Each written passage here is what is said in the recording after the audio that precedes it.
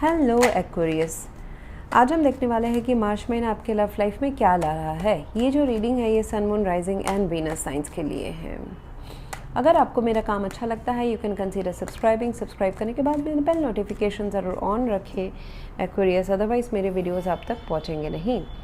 अगर आप में से किसी को पेड पर्सनल रीडिंग करानी है, ऑरा हीलिंग या फिर फुल लाइफ का प्रेडिक्शन चाहिए with remedies, you can visit my website. वहाँ पे आपको बुक अपॉइंटमेंट्स वाले पेज में सारे डिटेल्स मिल जाएंगे। सो that's how you can reach me out Aquarius.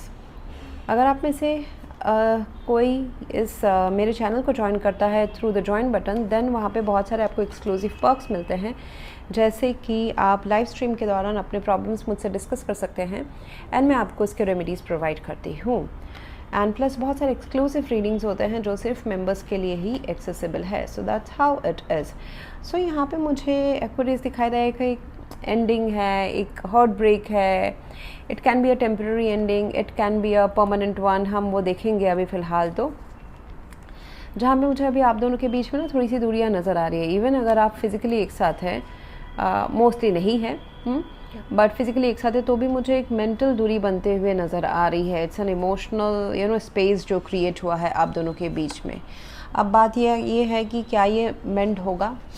एक ट्रांसफॉर्मेशन हो रहा है, ये एक अंदरूनी बदलाव है एंड थोड़ा सा पेनफुल तो है, थोड़ा एंड बहुतों के लिए बहुत ज़्यादा पेनफुल भी हो सकता है।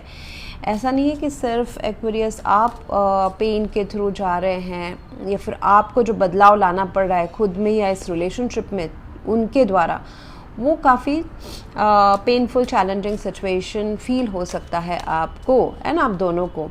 हाँ, मैं ये बताने की कोशिश करी थी 3 of swords being in your persons energy.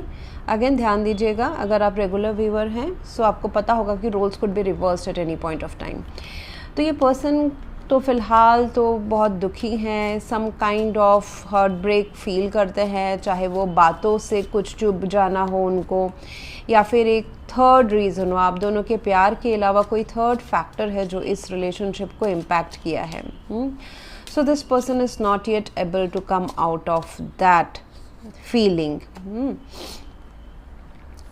हालांकि ये person page of wands in their energy तो मुझे दिखाई दे रहा है कि they would initiate some kind of, या फिर ऑलरेडी हो चुका है ये initiation. Page of wands like एक जोश के साथ इस रिलेशनशिप में उतरना, दोबारा उतरना या पहली बार उतरना। Again Aquarius, it could be an existing relationship, it could be एक फ्रेशली रिलेशनशिप एज वेल, जहाँ पे पास्ट के जो दुख या रिग्रेट्स है पास्ट के रिलेशनशिप्स के हो या चाइल्डहुड ट्रॉमास हो या अब्यूसिव रिलेशनशिप आपने देखा हो आप दोनों में से किसी ने, उसका जो बैगेज कैरी है वो यहाँ तक आ रहा है। एंड बहुतों के लिए एग्जिस्टिंग रिलेशनशिप में एक बॉटम लाइन हिट हुई है। रीजंस कुछ भी हो, हम उसमें नहीं जाएंगे, आपको पता है खुद के रीजंस। ये एक जनरल रीडिंग है। सो मुझे यहाँ पे पेज ऑफ वॉन्ड्स ये छोटे छोटे स्टेप्स लेंगे ये पर्सन आपकी तरफ बढ़ने के लिए, चीज़ों में दोबारा स्पार्क लाने के लिए, जोश, एंथुजियाज़म, मोटिवेशन, इंस्पायर्ड एक्शन लाने के लिए। मतलब इस रिलेशनशिप को दोबारा एक spicy, interesting and reconciliation kind of energy में लाने के लिए। एंड बट अंदर से ये पर्सन दुखी है। 3 ऑफ सोर्ड्स, अंदर से ये पर्सन दुखी है। दे नो कि ये जो थर्ड फैक्टर है इसको एड्रेस करने की ज़रूरत है। तो क्या ये एड्रेस होगा या नहीं होगा? क्या ये रीज़न उनके साइड से है या आपके साइड से है या दोनों के साइड से है? क्या किसी का फ्रीडम, स्पेस, फाइनेंशियल इंडिपेंडेंस या करियर इज़ द मुद्दा, उसके वजह से इस रिलेशनशिप में दूरियां आई हुई है? या हर्डल्स, जो चैलेंजेस हैं, उसका मुद्दा हर किसी के लिए अलग होगा। हम अगर पर्सनल रीडिंग जब करते हैं तब हम उस रूट कॉज तक जाते हैं, बट ये एक जनरल रीडिंग है तो मैं इसको ऊपर से ही देखूंगी। सो डेफिनेटली एक थर्ड रीज़न है। This could be a bad communication, this could be space जो एक दूसरे को चाहिए, या फ्रीडम चाहिए या कमिटमेंट नहीं चाहिए, ऐसा हो सकता है। एंड अग्रेशन भी हो सकता है, plus different kind of opinions, challenging situation, defensive हो जाना किसी मुद्दे के ऊपर, ये सारे रीजंस हो सकते हैं। अब रीजंस मैं इसलिए बता रही हूँ Aquarius, so that you can address it, क्योंकि जब तक वो आप एड्रेस नहीं करोगे, नहीं बदलाव लाओगे, ये रिलेशनशिप आगे बढ़ना, it will be on the superficial layer, दोबारा ये चीज़ रिपीट होगा। सो डेथ कार्ड बीइंग बहुत सारी चीज़ें आप दोनों के बीच में है। बिहेवियरल कंसर्न्स हो सकते हैं, लव के एक्सपेक्टेशन एक दूसरे से क्या है वो हो सकते हैं। जो डिफरेंस, जो मुद्दे हैं उसको एड्रेस करना with the death card is very very important. एक ट्रांसफॉर्मेशन लाना ज़रूरी है। पुराने तौर तरीके अभी इस कनेक्शन में काम नहीं करेंगे, आप दोनों को बदलाव की ज़रूरत है। Plus specially it looks like Aquarius आपके साइड से कुछ आपको ऐसा धक्का पहुंचा है, या फिर आपने उनको पहुंचाया है, या फिर दोनों के साइड से। इससे ये पर्सन तो दुखी हैं, बट आपके अंदर बदलाव ज़्यादा आना है। मतलब इंटरनल जो चेंज है ना, it is from your side, universe के हिसाब से, ओके, नॉट दिस पर्सन के हिसाब से, यूनिवर्स के हिसाब से, कार्मिक ब्लूप्रिंट के हिसाब से आपके अंदर जो चेंजेस हैं वो बहुत ज़्यादा आ रही हैं। शायद से ये चेंजेस आपको एक स्टिल होल्ड में ले आई है, मतलब holding position, waiting position, okay. शायद से अगर आप पहले इस रिलेशनशिप में एक्शन लेते थे, अभी आप एक्शन नहीं लोगे, या फिर नहीं लेते थे तो अभी लोगे। सो कुछ तो चीज़ उल्टा हो रहा है।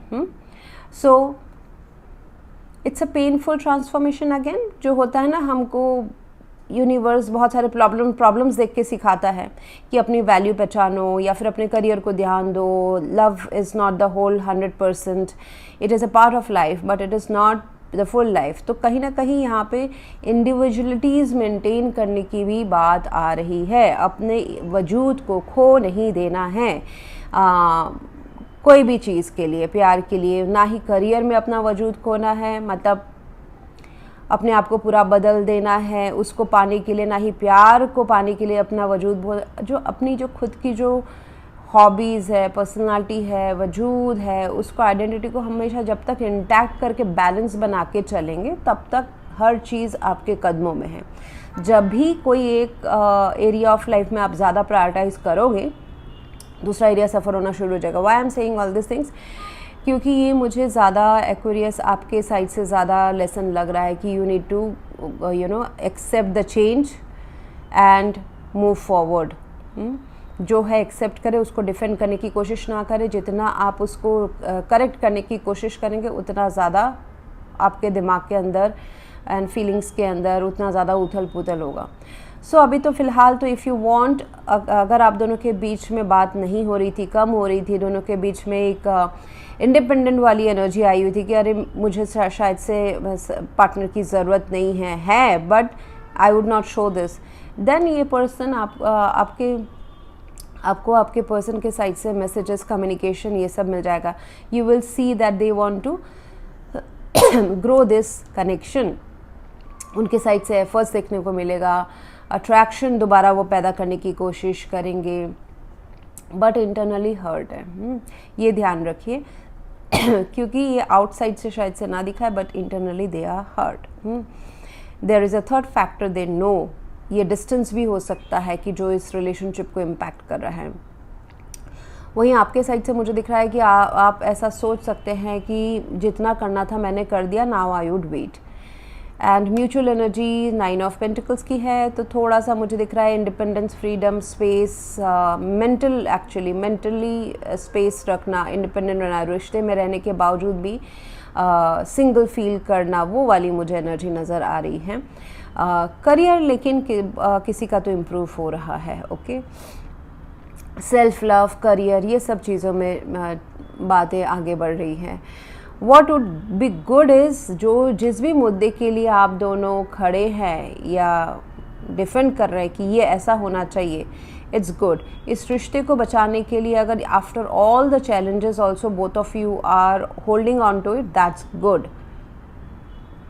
इस मैदान को छोड़ के नहीं जाना है आपको। ये जो रिश्ता है फ़िलहाल तो थोड़ा सा आपको वेट कराएगा। बोथ, देखिए, आप दोनों एक साथ होने के लिए ये तय हैं, बट आप दोनों ना देखिए एक दूसरे की तरफ नहीं देखते हुए सामने देख रहे हैं। सो एज इफ पता नहीं है कि फ्यूचर क्या है, whether we are meant for each other और नो। मतलब लिंक है, लेकिन दोनों के रास्ते जैसे होता है ना रेल की पटरी पैरेलल जा रही है, मिल नहीं पा रही है। बट एक टाइम आएगा जब किस्मत आप दोनों के रास्ते को मिलवाएगा, आप प्यार के उस मुकाम तक पहुंच पाओगे।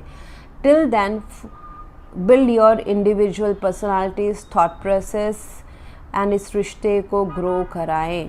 Divine timing is at work in your love life. तो जब सही टाइम आएगा सब कुछ खुद ब खुद सॉल्व हो जाएगा and both of you would be together. देखिए, दो लोग साथ रहने के लिए बने तो हैं, लेकिन ये दोनों फिर भी इंडिविजुअल अपना पाथ फॉलो कर रहे हैं। They are looking forward and separated, not like holding each other. तो वो वाली बात है। अभी थोड़ा सा टाइम है जहाँ पे आपको वेट करने की ज़रूरत है, एंड क्योंकि आपने बीज तो प्यार का वो ही दिया है, इसका रिजल्ट तो कभी ना कभी आएगा ही आएगा। सो इसके आगे के जो कार्ड्स है, जैसे कि इस पर्सन के इंटेंशंस, एक्शंस, क्या चैलेंजेस मार्च महीने में आने वाले हैं, उसको आप रेमेडी कैसे करोगे, अगर नया लव आपके लाइफ में आ रहा है नहीं आ रहा है, एंड इस मंथ में आपको जो लेसन है इस ये रिश्ता which is like the big remedy, यानी आप इस रिश्ते को कैसे सुधार सकते हैं, ये सारे कार्ड्स हम नेक्स्ट पार्ट में ओपन कर रहे हैं। उसके लिए आपको मेरे चैनल का मेंबर बनना पड़ेगा। And if you wish to be here, then thank you very much for watching.